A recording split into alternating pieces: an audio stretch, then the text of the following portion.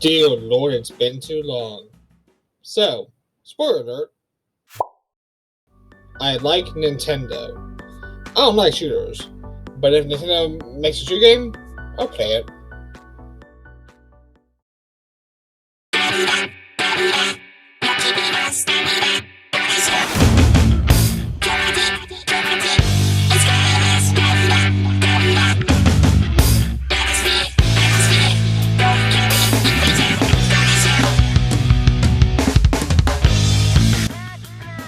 If you see my latest video of this series, then you know what's going on.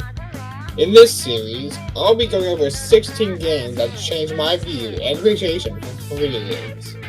And the first thing that I'm going to be reviewing is Splatoon. So, why does this game matter so much to me? What made this game change me? Well, let's get right into it.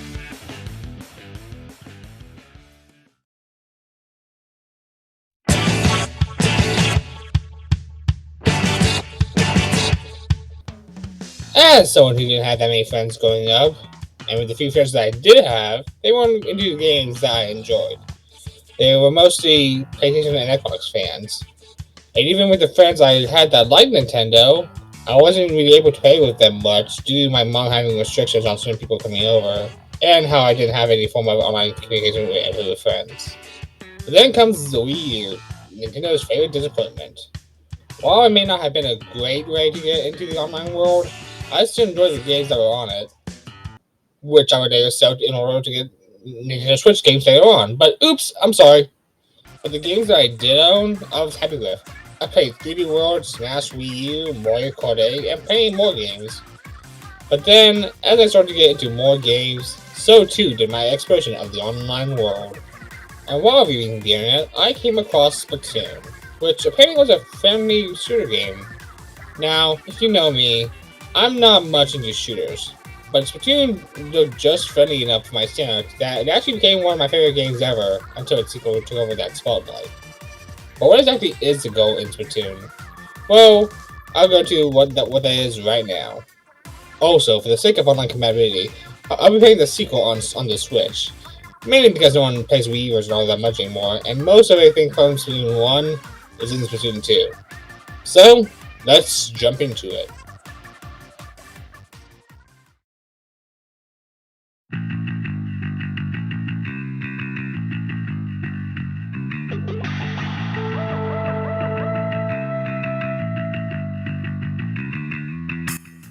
Anyway, so the main gameplay of Splatoon isn't like your average shooter.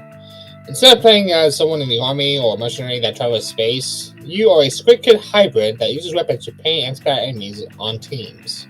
And to win, instead of trying to get the most kills on teams, your main goal is to meet the criteria in different modes. Turf War is where you have to paint as much ground as possible. Turf War is running a tower to the end of the map, which is near the opposing team. Rainmaker is where you or one of your teammates has to control a weapon, but therefore can't use anything else. And Splat Zones are where you have to paint certain areas of the map to keep those areas cut off for a certain amount of time.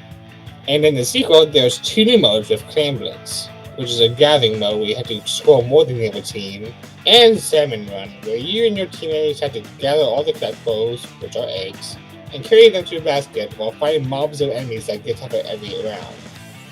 Like I said, it is very different from the average shooter, but also because they debated it on the Wii U and knowing Nintendo, the way you aim is with motion controls at first. You can change them after the tutorial, thankfully those who want to. But me personally, I have always played shooter games with motion controls because, well, Splatoon was actually my first shooter game. Plus, it feels more precise when aiming with motion controls, at least to me anyways. Now, what other weapons been used when out on the battlefield? Well, there's the normal ones. There's rapid fire, snipers, blaster, miniguns, which are the usual stuff. But then there's some weird ones. You have buckets, brushes, rollers, and with Splatoon 2 you have an umbrella, dualies, which are my personal favorite, and the odd reskin of the bucket with a washing machine and bathtub. It's so wacky, and that's what's oddly charming about it. But also, one of my favorite things about Splatoon is the mechanics used. As I said earlier, the goal isn't to kill as many players as possible, it's actually to ink as much traffic in your way. That means for someone who may suck at shooters, as long as they are inking turf, they are helping. Meaning, you can go for the whole match without killing anyone and still be ranked high because you are technically doing what the game wants you to do. Spam opponents means that they get behind and have to respawn away and have to get back slower.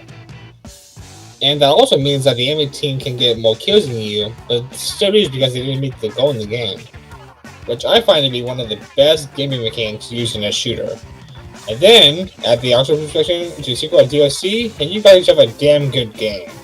Now, of course, you might be wondering, why did all this change me? What does any of this have to do with the game that changed you? Well, let me give you a perspective of what I was going through at this time.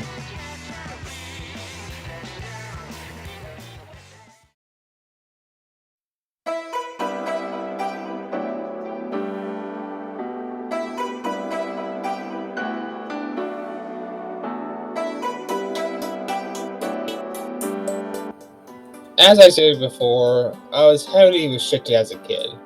Not too much, but enough to where I couldn't contact friends outside of school. And even if I did have friends, I was always shy and introverted like I am today. But then I saw Splatoon and I decided to try it out, and it opened my eyes to the internet. This is what sent me down the path to people I would have never thought to see outside of online. Now, granted, most of my friends from back then I have stepped away from, with a few exceptions. And those who I did step out from, I eventually saw them again, and we were actually on pretty decent terms. I would say that I was a huge jerk back then to my friend groups online, but I didn't know any better. And it was bound to happen eventually where I would be exposed to negative things online, let alone be one myself. But to my old friends from my old channel like Geo, Jacob, Kariana, Ness, Rudy, Pinky, Julian, DJ, and I'm probably forgetting a lot more people, I've always cherished those memories. The memories where we had fun and played hide and seek in the game. Memories where we would chat hours on Google Hangouts. And this all started because of Miiverse, which now I can't even see those memories anymore because Miiverse is gone. But it still changed me for the better.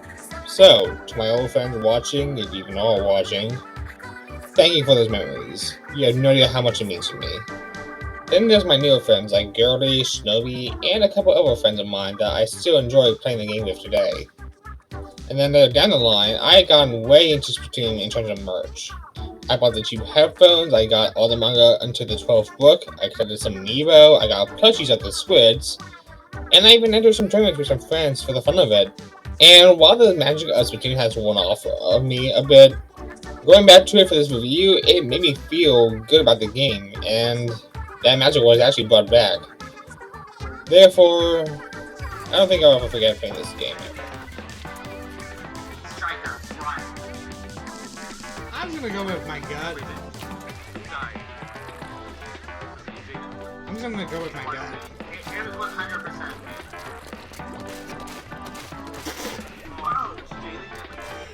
Did you see that?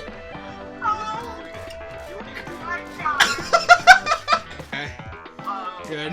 That's beautiful. That was amazing. I can send you guys the tweets so you guys can look. This is actually hilarious. I did both. Oh my gosh. Oh, you saw? I saw it open. Yeah, several times. So, what game is next? Well, I think it's fair to say a game that has changed me because my old friends is now done. It's time to move on to a game that one of my current friends got me into. And that video is how Siberian Ninja got me into Monster Hunter Rise.